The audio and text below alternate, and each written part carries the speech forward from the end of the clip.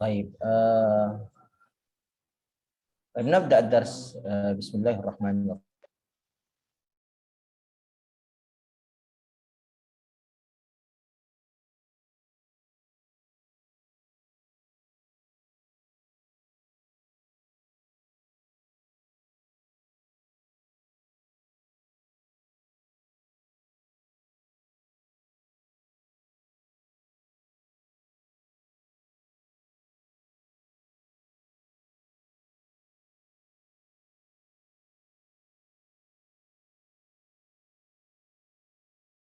خرج الأستاذ.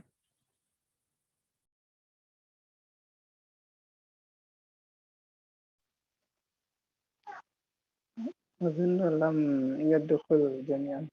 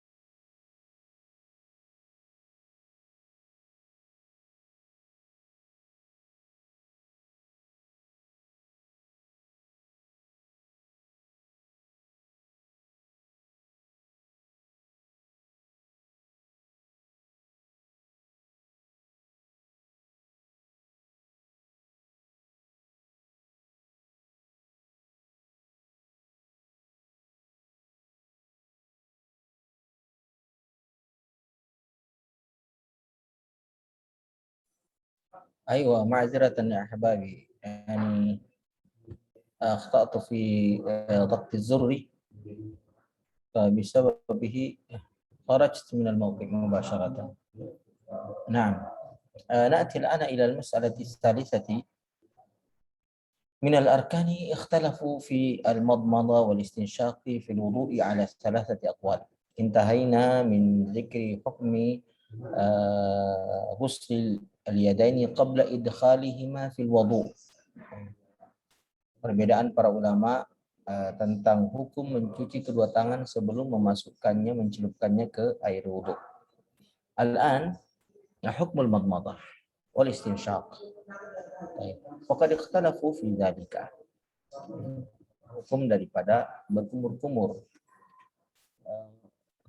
Minhum man qalu bi annahuma sunnatani minal wudu. Keduanya sunnah. Wa huwa qaulu Malik والشافعي رحمه الله تعالى وكذلك قول الإمام أبي حنيفة وقول إنها فرض فيه. Ada mengatakan itu wajib. وبه قال ابن أبي ليلى وجماعة من أصحاب داود وقول إن الاستنشاق فرض والمضمضة سنة. Ada mengatakan istinsyaq, memasukkan air ke dalam hidung, itu wajib, sementara kumur-kumurnya sunnah. Wabihi qala Abu Saurin wa Abu Ubaidah wa jama'at min ahli zahir.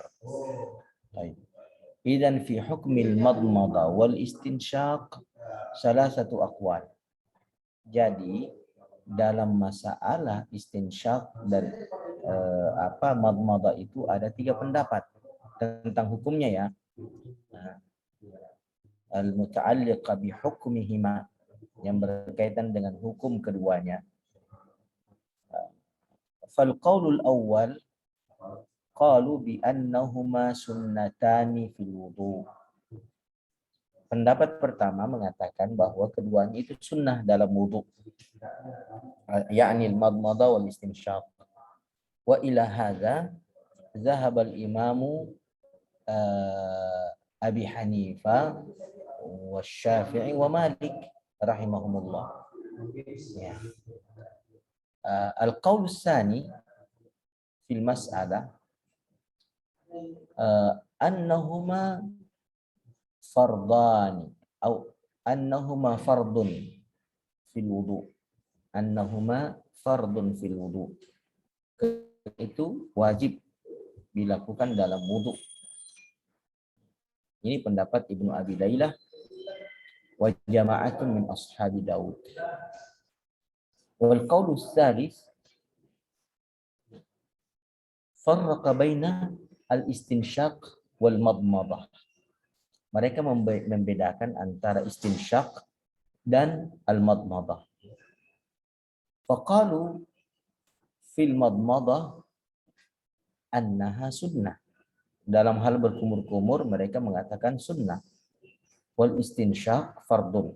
Sementara memasukkan air ke dalam hidung itu hukumnya wajib. Wa hadzal qaul dhahaba ilaihi Abu Thawrin wa Abu Ubaidah. Abu Thawr dan Abu Ubaidah memandang pendapat ini yang ketiga.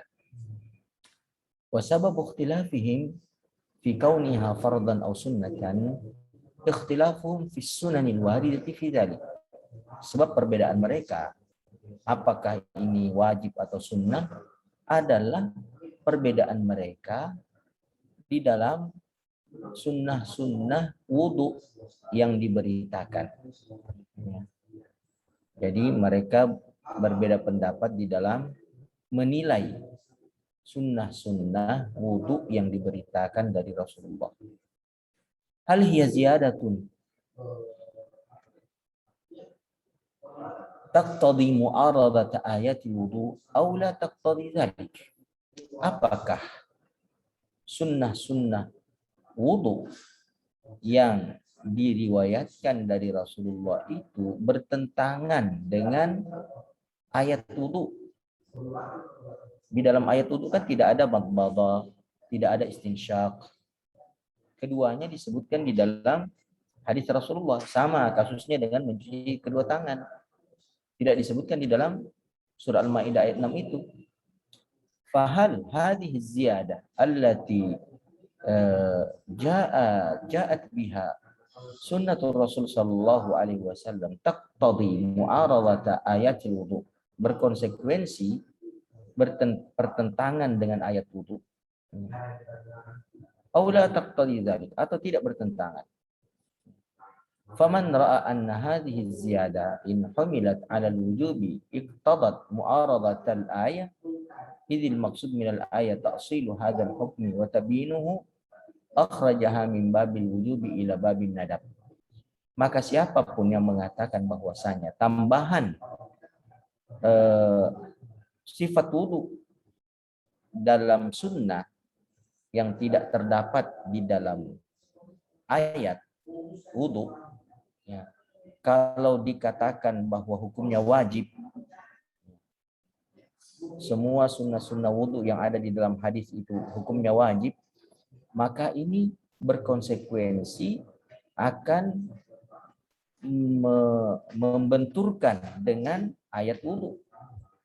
Kalau kita katakan wajib, dia akan berbenturan dengan ayat wudu.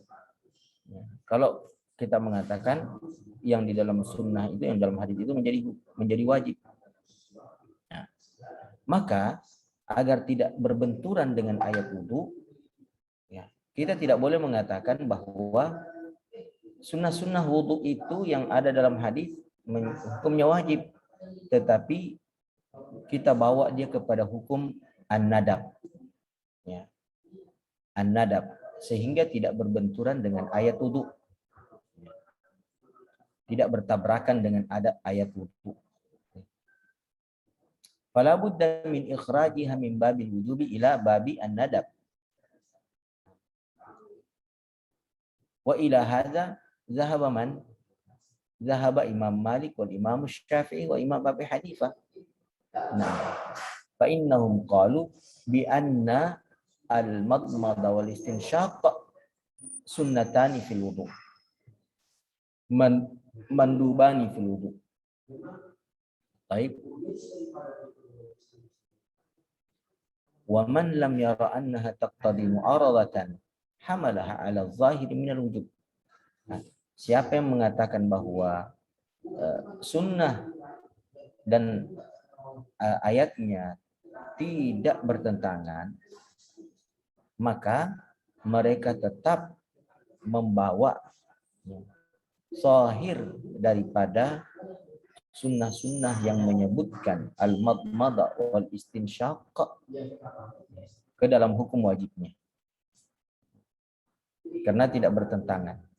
Ya, seandainya kita mengatakan madmada wal istinsyaq wajib, ya, maka dia tidak bertentangan dengan ayat wudu yang tidak menyebutkan madmada wal istinsyaq di dalamnya.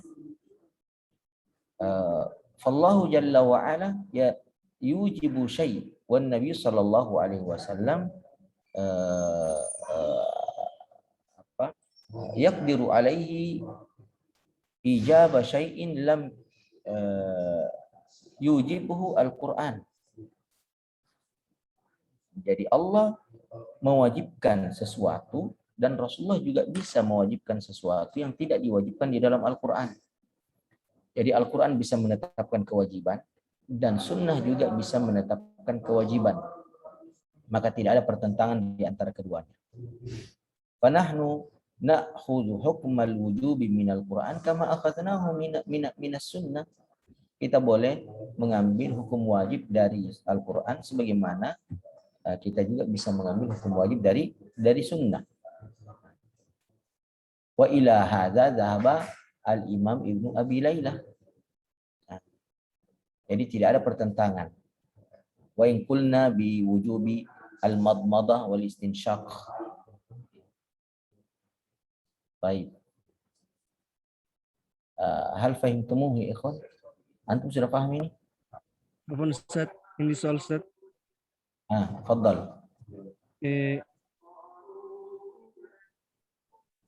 Limadha labas bi logo Indonesia Ustaz? La ba'sa. Kenapa ada yang mengatakan bahwa itu bertentangan Ustaz dari hadis? Bertentangan, sedangkan ya apa alasannya Ustaz? Kenapa bisa bertentangan? Karena maksudnya kan bisa juga kayak melengkapi begitu Ustaz. Dan yang sebaliknya lagi, kenapa bisa ada yang mengatakan bahwa yang dari sunnah itu harus maksudnya jadi wajib ya Ustaz? Nah, baik, limadha qalu bi anna as-sunnah tu'aridu al-ayah. Apa alasannya? Al-illatu fi dhalik anna hadhihi as-sunnah wa hiya al-madmada wal istinshaq dan lam tuzkar fi ayatil wudu. Dia tidak disebutkan di ayatil wudu. Ya. Tidak disebutkan dia. Sementara ayatul wudu huwa dzikrul fi dzalik. Ayat wudu itu menyebutkan hal-hal yang mendasar, hal-hal pokok yang mesti dilakukan ketika wudu. Aglikil mikrofon. Nah, jadi di dalam Al-Quran surah Al-Maidah 6 itu Sifat-sifat wudhu itu adalah sifat-sifat pokok yang wajib. Tidak disebutkan madmadah wal istinsyaq. Nah, maka ketika sunnah, kalau kita mengatakan yang di dalam sunnah itu hukumnya wajib, ya, sementara ia tidak disebutkan di dalam Al-Quran, maka ini akan bertentangan. Ini akan bertabrakan. Bagaimana mungkin Anda menghukumi wajib sesuatu yang tidak disebutkan di dalam Al-Quran? Nah, maka agar tidak terkesan ada benturan antara sunnah dan Al-Quran, maka hukum wajib yang terkandung dalam perintah berkumur-kumur dan beristinsyak itu dibawa kepada hukum an-nadab. Dibawa kepada hukum an-nadab supaya tidak mengesankan ada benturan. Karena akan dikatakan seandainya madmadah wal istinsyak wajib, mestinya dia disebutkan dalam surah Al-Maidah ayat 6. Mestinya dia disebutkan juga dalam surah Al-Maidah ayat 6. Baik. Maka ketika ia tidak disebutkan di dalam surah Al-Maidah ayat 6, bagaimana mungkin Anda mengatakan itu wajib? Di sana wajib, Al-Maidah ayat 6 itu wajib, yang di sunnah juga wajib. Maka kalau begitu dibawa dia kepada hukum an-nadab, ya, agar tidak terkesan adanya pertentangan, benturan. Itu alasannya. Itu alasannya. Mengapa mereka membawanya kepada hukum an-nadab. Baik, supaya tidak terkesan adanya benturan. Paham, mengerti? Nah, Ustaz. Tetapi ada juga yang memandang bahwa ya meskipun al-madmadah wal istinsyaq yang diperintahkan dalam sunnah, di mana perintah itu berkonsekuensi al-wujub, hukum wajib, ya, tidak bertentangan dengan surah Al-Maidah ayat 6 yang tidak menyebutkan al-madmadah wal istinsyaq, karena sunnah melengkapi Al-Quran. Ya, melengkapi Al-Quran, bisa mewajibkan sesuatu yang tidak disebutkan kewajibannya di dalam Al-Quran untuk melengkapinya. Nah, maka yang memandang seperti ini tetap membawa zahir perintah yang ada di dalam sunnah itu kepada hukum asalnya, yaitu wajib. Hukum asal perintah kan wajib. Ya. Kenapa tetap menggunakan hukum asal perintah wajib? Padahal tidak disebutkan di dalam Al-Quran. Alasannya karena sunnah melengkapi Al-Quran. Sunnah juga bisa mewajibkan sesuatu seperti Al-Quran mewajibkan sesuatu. Nah, maka keduanya saling melengkapi. Paham? نعم أستاذ. لذلك أستاذ عندي سؤال أيضا أستاذ. هل في هذا الكتاب كل خلاف هناك يجوز لاستعمالهم؟ Ya. لأن نعم. فلذلك لا بد من أن نوسع صدورنا في ماذا في معاملة هذه الاختلافات المتعددة الكثيرة. Jadi kita harus membuat dada kita ini lapang untuk bermuamalah dengan beragam perbedaan-perbedaan dan perselisihan ini. Baik.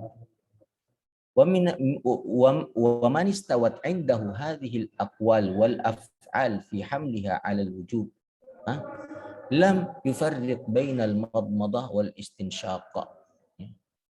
Maka siapa saja yang memandang sama semuanya ini antara perkataan dan perbuatan, ya. Kalau al-istinsyak itu kan, istinsyak itu ada kalimat perintahnya. Falyastansyik, maka hendaklah dia menghirup air. Ada kalimat perintahnya dari Rasulullah.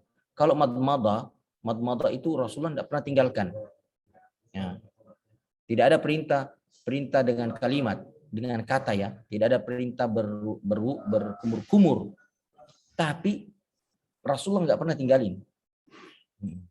Maka antara al-aqwal wal af'al itu sama.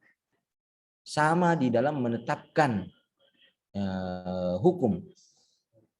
Maka kalau sama, maka kedua-duanya wajib. Al-istinsyaq wajib karena ada perintahnya. Al-madmadah wajib karena perbuatan Rasulullah, sikap perbuatan Rasulullah.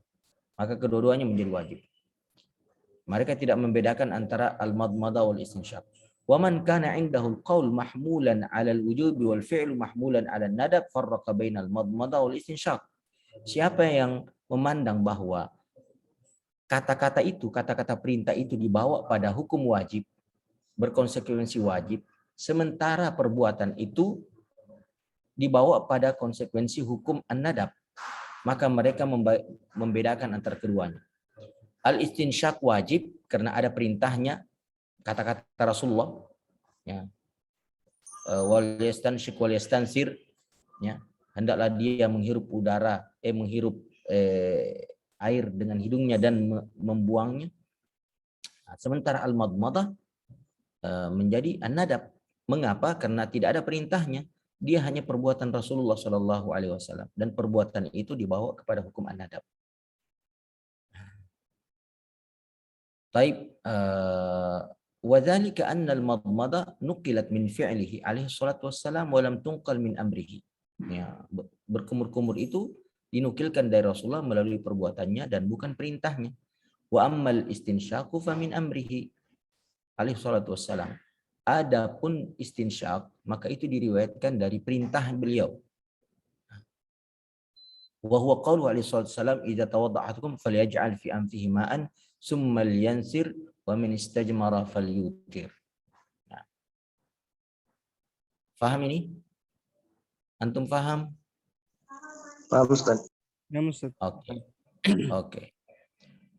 Wa min ajli dzalika inqasamu ila salasati aqsam. Ikhtalafu fi hukmi hadhihi al-mas'alah. Minhum man awjabahuma wa minhum man qala bi sunniyatihima wa minhum man farraqa bainahuma, yani bainal madmadah wal istinsyaq faqalu anna al-istinsyaq fardun wajibun wal madmadah sunnatun mandubatun. Taib. Sudah cukup ya?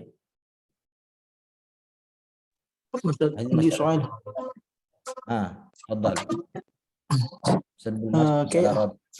كيف أستاذ إذا كان موجود يترك الاستنساخ لأن كثير من الناس يترك هذا الأمر. طيب وهو يتمذهب بمذهب الشافعية. ما حكم Lalu dia bermadzhab Syafi'i. ما حكم والإمام الشافعي ذهب في هذه المسألة إلى أنه sunnah. Sementara Imam Syafi'i memandang dalam masalah ini bahwa dia adalah sunnah. Fanaqul annahu taraka sunnah. Li'annahu yadda'i annahu yatamadhabu bimadzhab Syafi'i rahimahullah. Karena dia mengaku mengikuti mazhab Imam Syafi'i. Wal Imam Syafi'i qala fi hadhil mas'alah bisunniyatihi. Imam Syafi'i sendiri memandang sunnah dalam masalah ini. Mazhab Syafi'i memandangnya sunnah. Idzan taraka sunnatan. Kalau begitu dia meninggalkan sunnah. Taib fa idza zahaba ila ma zahaba ilaihi al-Imam Abu Laila, Ibnu Abi Laila, maka kita mengatakan taraka kewajiban, dia meninggalkan kewajiban. Baik. Kalau mazhabnya Abu Saur begitu juga, dia meninggalkan wajib karena Abu Saur memandang al-istinsyaq itu wajib, bainamal madmadah sunnah. Baik. Jika كان هو شافعي وضوءه صحيح لأنه هو يترك السنة فقط. صحيح. نعم صحيح وضوءه صحيح وليس فيه إنما لم يكتمل أجره, hanya saja pahalanya tidak sempurna kan yakhtalif man adda hadhihi sunnah fi wudu'ihi, berbeda dengan orang yang menunaikan sunnah ini dalam wudu'nya. Nah, نعم شكرا أستاذ. afwan barakallahu fiik. لو سمحت نكتفي بهذا القدر. أخذنا مسألة واحدة نعم أستاذ. وهي حكم الاستنشاق والاستنثار والمضمضة، وأرجو أن يكون هذه المسألة بينة واضحة للجميع. أذن المؤذن عندنا فلا بد أن نستعد للذهاب إلى المسجد، فنختم لقاءنا بدعاء كفارة المجلس. سبحانك اللهم وبحمدك أشهد أن لا إله إلا أنت أستغفرك وأتوب إليك. السلام عليكم ورحمة الله وبركاته. وعليكم السلام ورحمة الله وبركاته.